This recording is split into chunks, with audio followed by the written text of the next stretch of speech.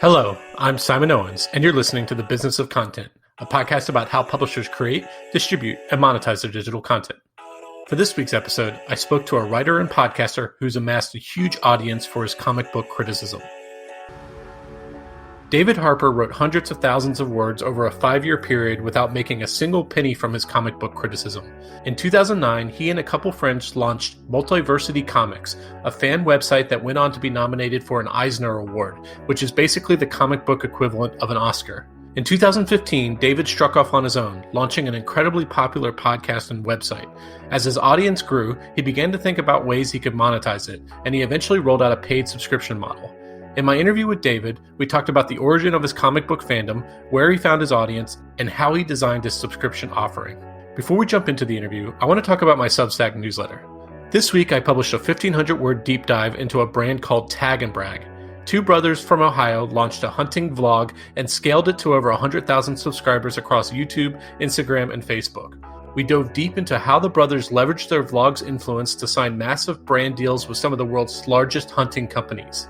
There's only one way to access case studies like this, and it's by becoming a subscriber to my Substack newsletter. Go to simonowens.substack.com. That's simonowens.substack.com. Or just Google the words Simon Owens and newsletter. Okay, now on to my interview with David. Hey, David, thanks for joining us. Thanks for having me. So let's start by getting a sense of your level of comics fandom. Like, how far back does your comics obsession go? This is a question I've asked myself a million times. And honestly, I haven't come up with a precise period when I first started. The first comic I really remember making me realize I loved comics was Marvel Comics did a Transformers series in the 1980s. And it was actually the origin of most of the names of the characters. Like a Marvel editor, Denny O'Neil, was actually the person who named Optimus Prime. And basically every other character was named by Bob Budiansky, who was another Marvel editor. So they were the ones who gave shape and life to all those characters that people know and love. And I was a Transformers maniac back then. And number 41 was the first time I realized that I loved them. I love comics. I was like, this is something that's really cool. But then a combination of X-Men, the animated series, and Batman, the animated series in the early 1990s, and the trading cards they did from Marvel, because I was obsessed with trading cards as well for sports cards. All of those pushed me towards comics even more. Then I got into the X-Men comics. And then basically ever since, besides a 2 or 3 year gap in college and late high school, I've been just full steam ahead, big time comic fan. So basically my entire life, I would say probably 31 years. And so Marvel doesn't own the Transformers IP, though, right? No, that was back then. They were trying to license basically everything they can. Like on my site Sketched, I actually just ran an article from a guest writer who wrote about, his name's Tom Shapira, and he wrote about Godzilla's time in the Marvel universe, where he hung out with Spider-Man and was chased by SHIELD agents like Dum Dum Dugan. So Marvel was obsessed with licensing and getting involved with anything that could theoretically make them money. The 80s, it was really Transformers and G.I. Joe, I think, were the two big ones. And they were very instrumental to a certain generation of comic fans becoming comic fans. Yeah, it's funny. I think we're around the same age, and I was similarly obsessed with comics related shows like Batman the animated series and X-Men, and I loved the Spider-Man cartoon, all that kind of stuff. But I could never get into I was a huge bookworm, book nerd, but I could never get into comic books. I loved holding comic books, and I loved looking at the art.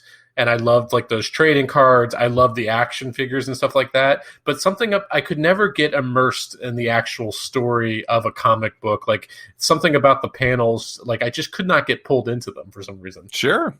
I mean, I think that's a pretty common story. I mean, look at now. I mean, 2021, the biggest intellectual properties in the world are effectively Marvel Comics. And those movies make billions of dollars, and yet the comics lag behind. And I don't think it's because, clearly people love the characters and they love the stories that they're from. And honestly, a lot of the stories are coming directly from the comics. It's just people prefer to engage with those characters in movies and shows like The Falcon and the Winter Soldier or WandaVision and things of that sort. So, solving that gap is an eternal problem for comics. But yeah, I totally get it.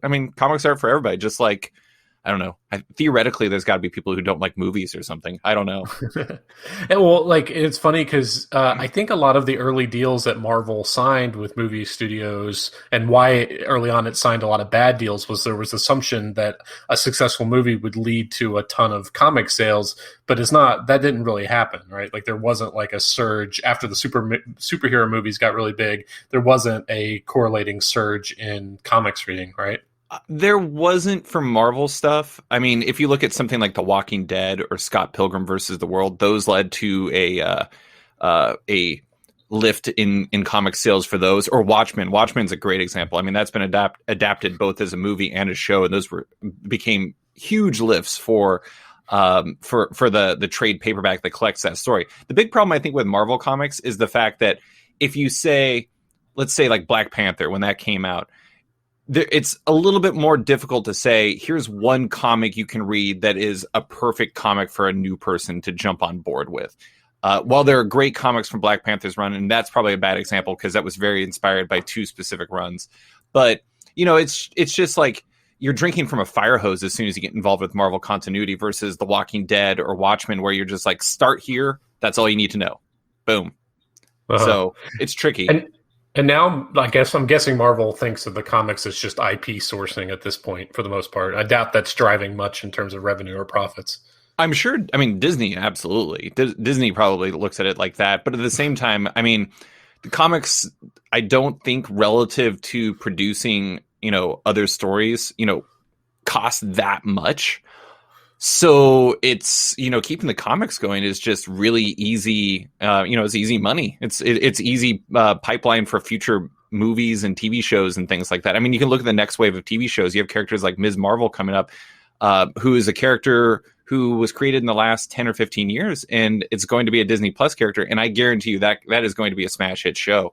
So there's a lot of benefits to keeping them going. I will also say part of the reason why they sold their rights to their characters back then, I believe, was at least in part because they were basically on the verge of going bankrupt, and they did eventually go bankrupt.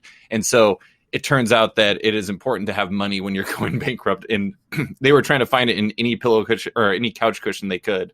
Yeah, and I read a recent kind of biography of the DC versus Marvel worlds, and like Stan Lee checked out like decades ago, right? Like in the sense of like new Marvel or new comics creation, and he was all about trying to forge all those Hollywood deals that never seemed to really actually materialize, at least until the 2000s. Yeah, there was actually a really excellent biography of Stan Lee that came out recently. It was by Abraham Reisman, and it's True Believer: The Rise and Fall of Stan Lee, and it really chronicles that time really well. But yeah, I think it was like the early 70s he became editor-in-chief, and then he started getting involved with trying to find deals to expand Marvel into movies and TV shows, and he connected well with that. He liked that life. It wasn't necessarily super fruitful for him, but at the same time, yeah, Stan Lee has been checked out, or was checked out, for a very long time. So, getting back to the subject of this podcast, Sure. So after you graduated college, you went into marketing, right? Yes. Like you moved to Alaska, or did you grow up in Alaska? Alaska, born and raised. I went to school out of state, and so when I was graduating from college, basically what was happening is everywhere in the United States was going through a recession besides Alaska, because Alaska, in theory, is or was recession-proof because of the stability of the oil and gas industry.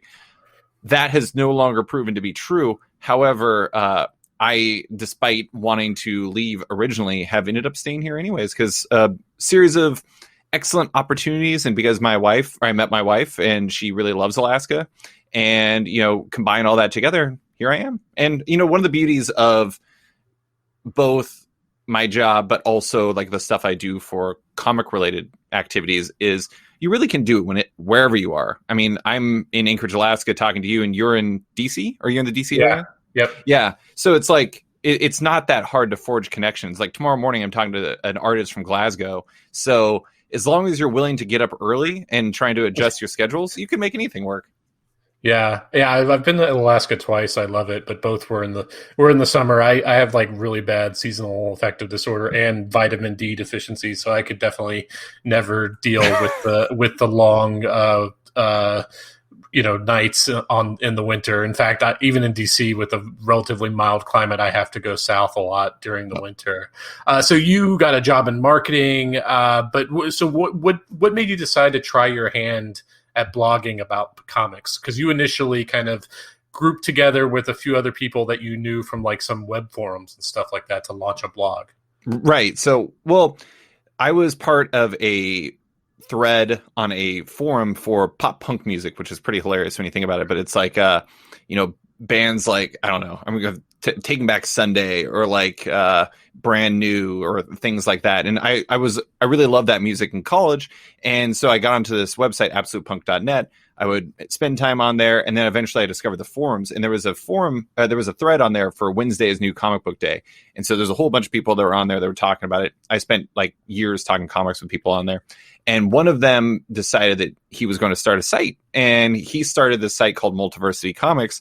And shortly thereafter, I don't remember how exactly it happened, if he asked me or if I asked him. I'm pretty sure I asked him. I was like, I had a personal blog, and I was like, why am I writing about comics on my personal blog? I should write about this for an actual comic site. And so I asked him if I could write for it. And I ended up spending a little under 6 years writing for that site. And it was a lot of fun. It made me realize that I really did enjoy talking about this stuff. And it also helped me kind of sort out exactly what I wanted to do with it. But yeah, I mean, it was, you know how it is with blogs and with sites and everything like that. A lot of it just kind of pops up out of like fan culture. And then it becomes something more without you planning on it. And how successful did that blog become? Because like you ended up writing thousands of articles for it. Yeah. I mean, I guess it depends on how you determine success. I think they're a lot more successful now. I cannot confirm or deny whether or not it's because I departed, but I will say that I know that they're doing really well. But when I was doing it, I mean, if you're looking at determinative success as making money, that was certainly not something we were doing. However, we did have lots and lots and lots of people reading it. I mean, I don't remember the exact numbers, but there was, thousands and thousands and thousands of people reading. In 2014, we had been nominated for the Eisner Award for, God, I don't even remember the phrase, like best comics related site or journalism. And basically, we were fairly well liked in the community. Actually, I should clarify for listeners that don't know, which is probably most everyone. The Eisner Awards are effectively, they're named after Will Eisner, a cartoonist, and they're effectively, people shorthand them as saying they're the comic Oscars. So we were determined as one of the 5 best sites in that year. So, we were both well liked and well read. Unfortunately, we were not well monetized, which, for some people was the end all be all. But for us, we were just having fun, and it was a lot of fun. And I think they're still having fun, which is great. And did you feel like you had developed like a personal brand? Like, were you well known? Do you think there were people like Marvel and DC and these other ones that are smaller that like knew who you were and like, wanted to seek out your opinion or anything like that? Yeah, I mean, sure. I was known for writing longer form articles. And so, like I had one article towards the end it wasn't an article so much as like an entire week of content where I called it All Ages Week. And one of the things that a lot of people who are not parents or are not part of comics don't realize is that comics are enormously popular with kids again, just massively popular. And I talked to some of the biggest creators from that world, Reina Telgemeier and Kazuki Buishi. And I talked to a number of people from, big publishers that were related to that world. And, I was able to make contacts with those people, both because I've never been very good at, ignoring opportunities. Like I'm a believer in creating your own opportunities. And so I had no problem reaching out to people who seemed unlikely to say yes. And they ultimately said yes. And then beyond that, I think that we had developed, and I myself had developed to a certain degree, an awareness of a quality of work and a desire to do each subject justice. And I mean, that's important.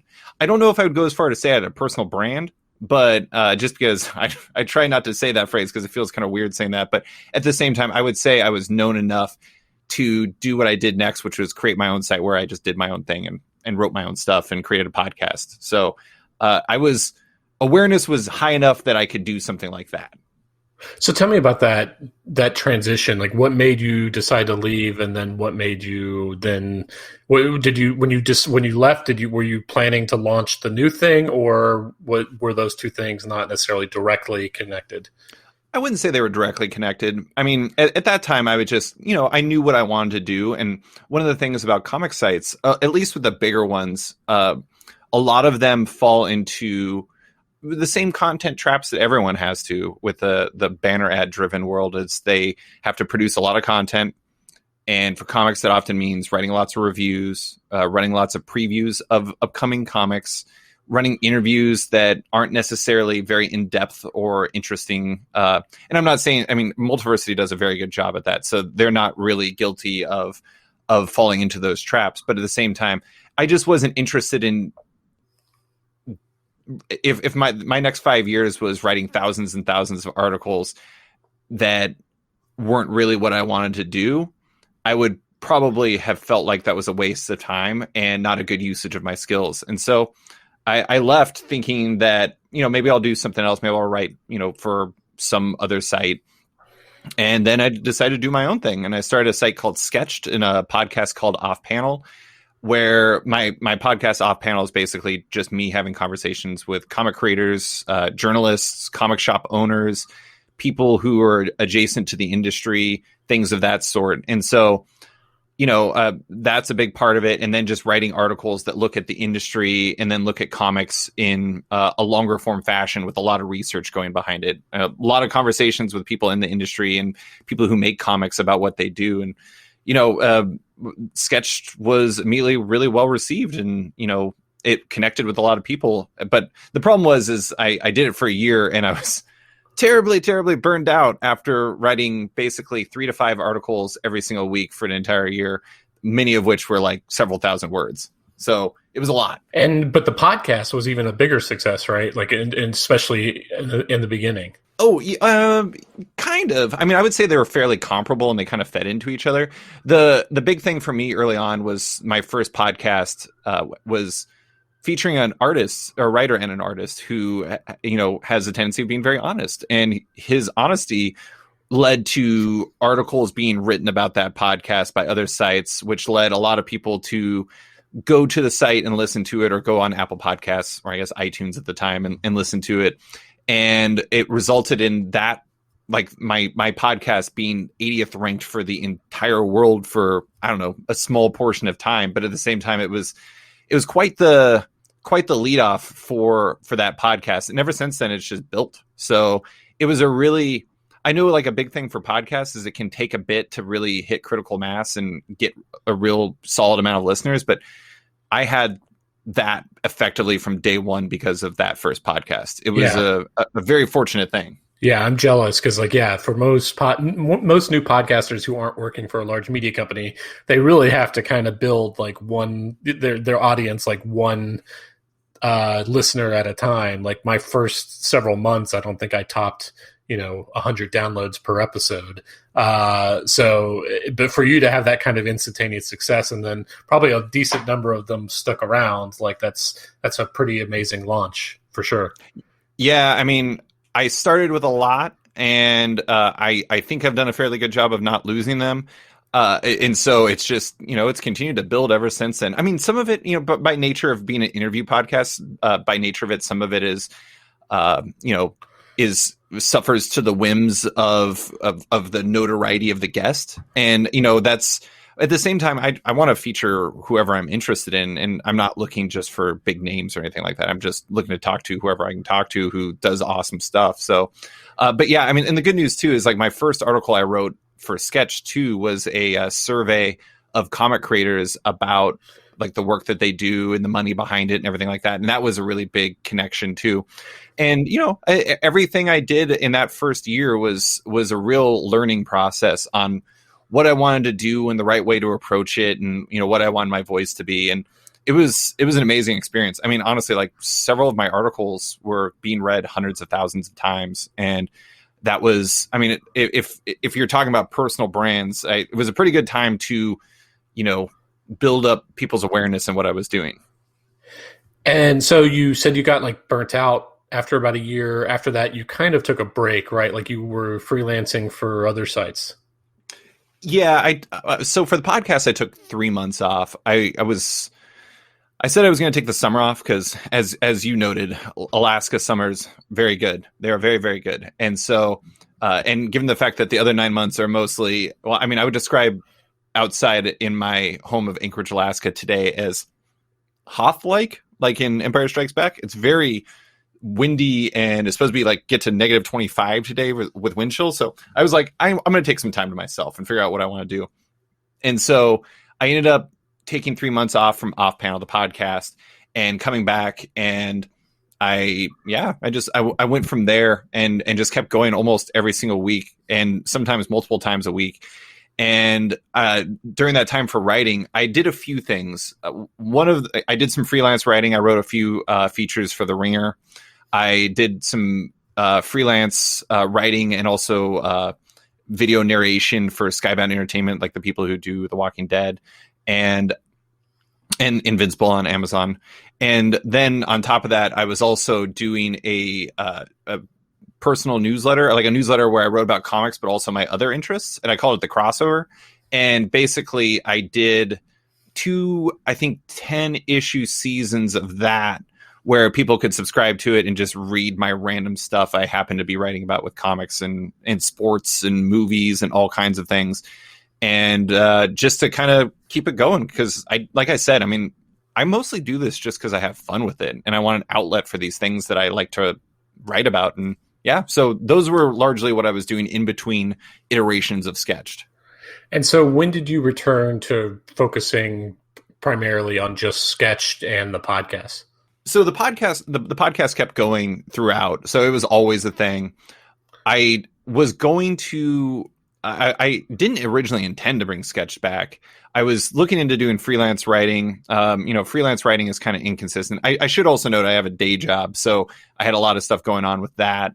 But I had not intended to bring back Sketched, and then a couple different groups who shall remain nameless. They reached out to me about bringing it back and offering to pay for it and do all these different kinds of things. And I was like, oh, maybe I could do that. And I started kind of formulating a plan of what it could look like and, what I learned from the first run through on the site and how I would enjoy it more. And honestly, one of the big things that I realized, here's a terrible truth. And I mean, you probably know about this given your awareness of the media landscape. For the first 7 years of writing for comic related things, I didn't make a single dime. And, a lot of it was just, it's like I said, it's fan based. And it's a lot of the stuff was just, we were doing it because we had fun with it and we would get advanced copies of comics and we'd be able to go to conventions and things of that sort. I really just did it because I loved it.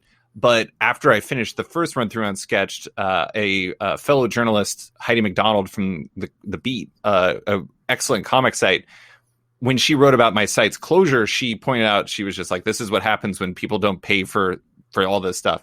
Anyways, and so I was just like, part of the reason why I was interested in doing, possibly taking up these varying companies on their offer to bring my site back was, I was like, maybe it'll make a difference if I get paid for it. Maybe I would enjoy it more if I wasn't just doing it for free.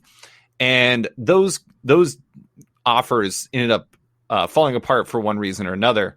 And when I'd done enough work for it, I was just like, you know what? I'm just going to do this anyways. And I was a big fan of Cleaning the Glass, which is an NBA website that uses Memberful and Discourse for their forum and for their subscriptions. And I was like, that's interesting. And I also am a subscriber to The Athletic. And I was thinking about one of the things that they said about their comment boards is that their comment threads are normally much cleaner. And it's often because like less warring, people get mad at each other less. And it's, they figured, at least in part, it was because people paying money, or when people have to pay money to access content, you lose a lot of the trolls. And I was like, maybe there's something there. And so I kind of looked at it from there and I was like, maybe I'll try this out, see if it works. Yeah, there are fewer drive-by trolls who just, log in and leave a comment and then leave. And it's easier to ban people because they have to be, have an actual registered account. And there's a sense of ownership over it that, like, because they're paying for it, they have an incentive to keep the place clean and tidy and stuff like that. So, yeah, I've definitely, seen that kind of feedback. It's not just The Athletic. The Information is another big tech site that has, like, a really vibrant comment section for paying subscribers only. So there's definitely something to that. So you roll out this subscription product. You actually have two subscription products. You have a Patreon for the podcast, and then you have something different from your website. I think you probably went with Memberful. What was kind of the thinking there? Because it seems like if I were advising a media company, I would say put all your eggs in one basket in that sense, because you want to increase the value of a subscription so that the subscriber gets as much as possible. The same reason why Netflix and these other streaming things are trying to build up like a huge body of their own IP. What was your decision to go Patreon and then also use Memberful at the same time? Well, I guess I should backtrack. So I started a Patreon in, I want to say, 2017. And so I started that in 2017 just because I was like, I'm going to see if I can make some money or, fund this, because like I said, I'd never made any money off of it. And I put a lot of time into the podcast. I do a lot of research. I, do the interview is actually always the shortest part. I'm a very meticulous editor, and I always want to make sure it sounds as good as possible. And so I go through really, really with a fine tooth comb. And yeah, so anyways, so I started the Patreon, and that was actually the roots of some of the stuff I ended up doing for Sketched. But I did the Patreon, and it just, it was a nice community, and people really seemed to enjoy the content I was putting up on there. And when it got to the point of I was bringing Sketched back, given that I already had the Patreon, I didn't really want to limit the audience for the podcast because there was so many listeners already, and I already had a way to monetize it. I figured if I put it behind a paywall like everything else, it would probably harm the podcast more than help it, even if it did consolidate my, content streams, if you will. But while I want to make money, I also don't want to, like, it was something I had out there for years without making people pay for it. The thing about the Patreon is people can listen to it without supporting the Patreon. I really thank everyone who does back me on Patreon, but they back me just because, they want to support the podcast and they really enjoy what I do. And so that's more like a voluntary thing versus Sketched, where it's like the only way you can read the majority of the content is by subscribing. So the reason why I do both is because it's just, it seemed like the right thing to do rather than to restrict who can listen to the podcast. Why I went for Patreon, other people seem like they're having success with Patreon. It made sense to me. It was a platform that seemed appealing. I went with Memberful because, like I said, Clean the Glass did it, and I just liked the way it worked as a subscriber. And also, the nice thing about Memberful is they're owned by Patreon, and so there's like a natural connection there. I don't do anything with that connection, but it, in theory, is nice.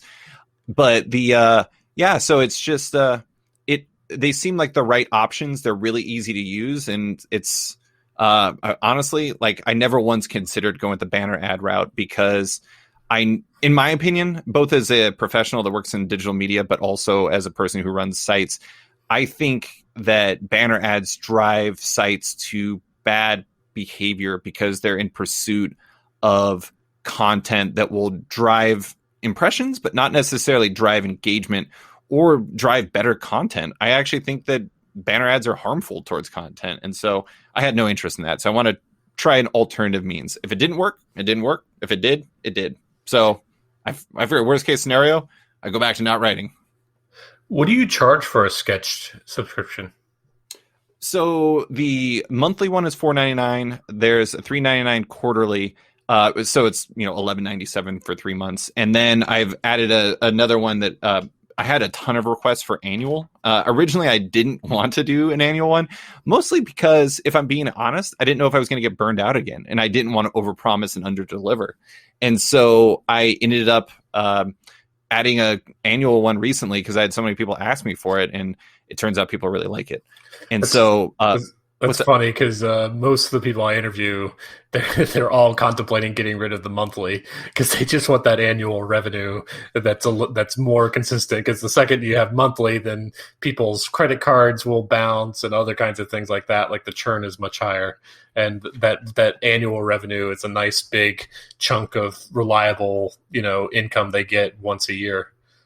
I mean, honestly, I haven't even really thought about like that type of thing. I mostly look at like what is the best user experience for for the people who are subscribing. And the only reason why I added the annual one is because it was requested so many times. And honestly, like the nice thing is I was initially concerned about, like if people sign up, are they just going to leave? And like, one of the problems with crowdfunding, or one of the difficulties with it, is from a mental and emotional standpoint.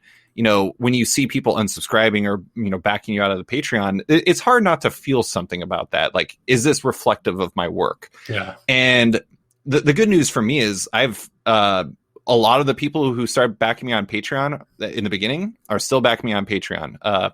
My churn rate is pretty low. And so most people who subscribe to Sketch don't unsubscribe. And that's pretty great. I mean, honestly, fitting what you were saying, the majority of the people I've lost have been because of, credit card failings and stuff. And most of the time, those people figure out what happened and they re-add themselves. So what do subscribers get if they subscribe to Sketch? Well, for the most part, they just get to read my stuff. So like my site is basically Mondays. I have my podcast that's open. You don't have to subscribe to be able to get access to that. Tuesdays is normally long form day. So it's like a feature article that I'm normally been, working on for some length of time, where I interview people, or I just have like a big think piece I put together. Wednesdays is what I call the poll. And it's an article where I share what my buys, recommendations, and curiosities from the week. And I just highlight, things from the release list that week. And then Thursdays, I normally have like a column or an interview or something. That's normally kind of my like playful day. I like to think it's just like where I get to mess around and be silly. And then Friday, and instead of writing about news, because there's constantly news in any, entertainment medium, instead of that, I have a thing, or a column I call Comics Disassembled, which originated on my Patreon actually.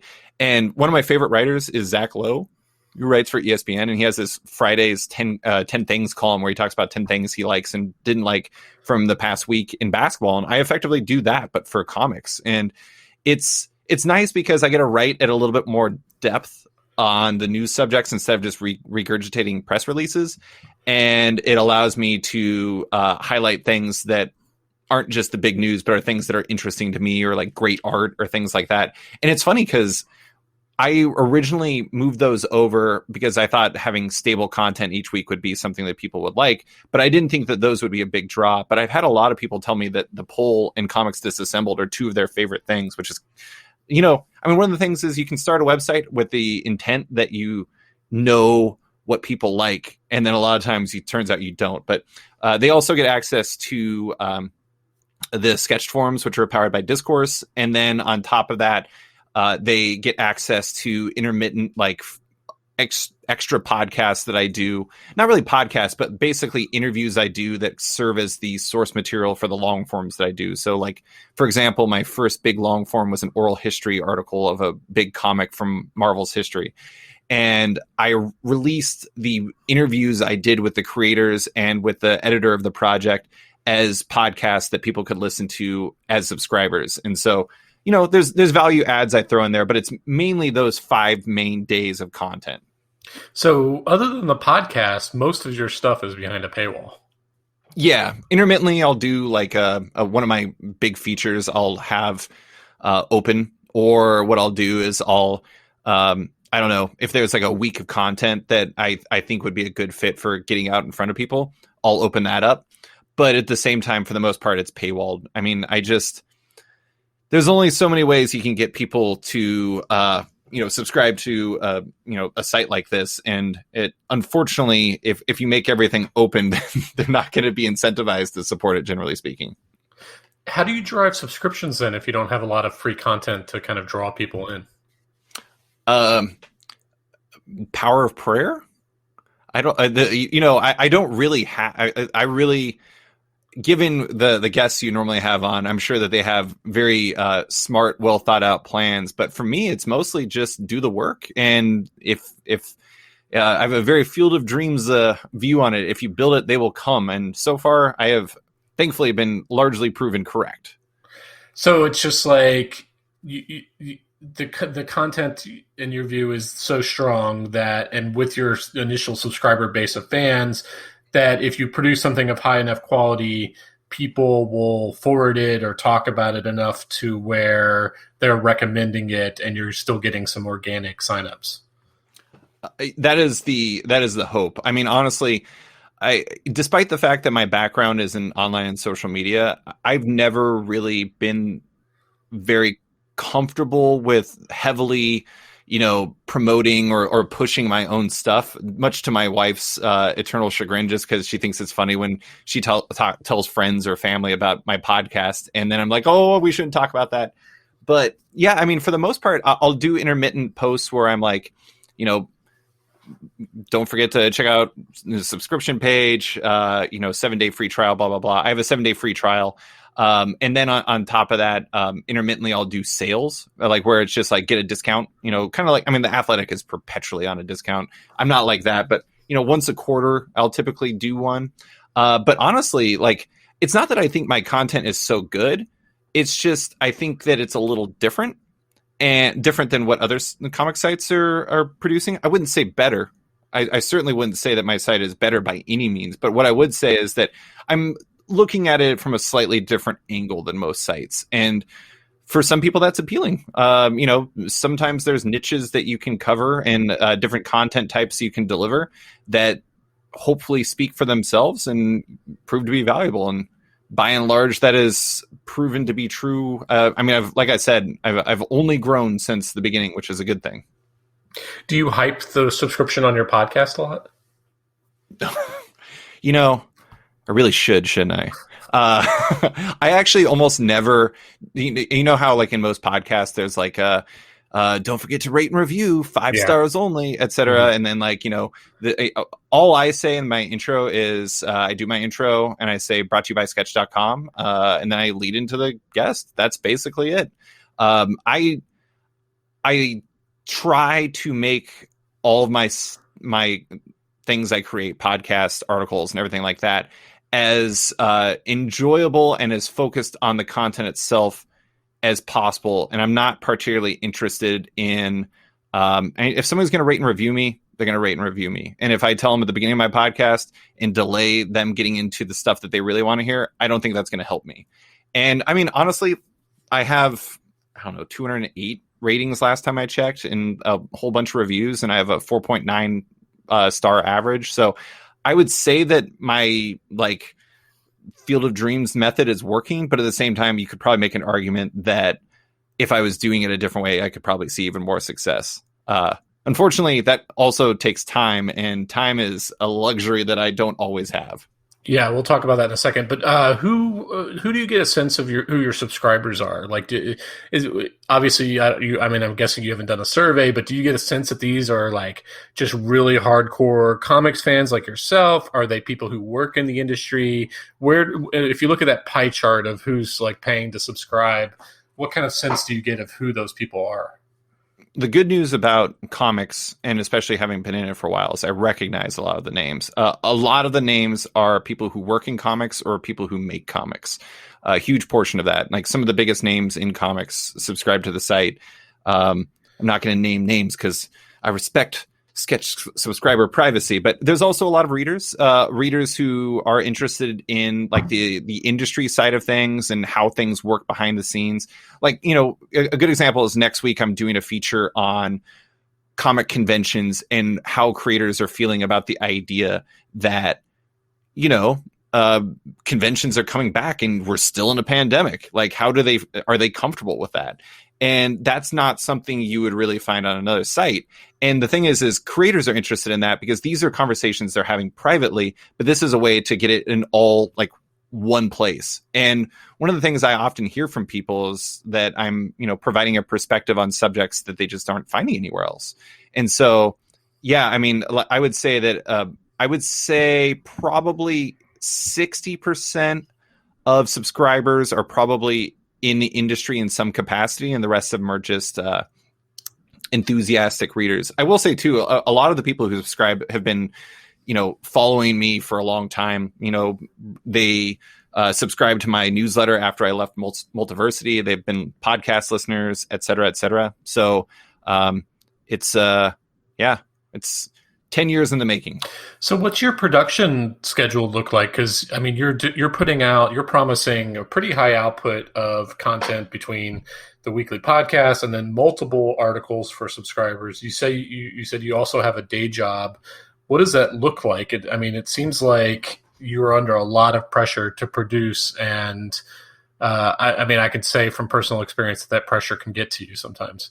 Oh, sure. The thing is, and I think Sketch subscribers are, I'd like to think they're fine with this, and they haven't seemed to mind it, is some weeks I don't produce as much. I'll have the podcast and I'll have my 2 regulars, and then maybe I'll have one other article. But then like the next week I'll have a lot more. And so a lot of it is just growing comfortable with understanding that, there'll be ebbs and flows. And then on top of that, one of my greatest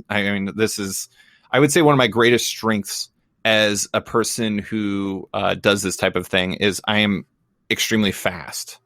So a good example is like in the original iteration of Sketched, I wrote like a 5,000 word article that was about this comic called Chew and how it kind of all came together and the story behind it and everything like that.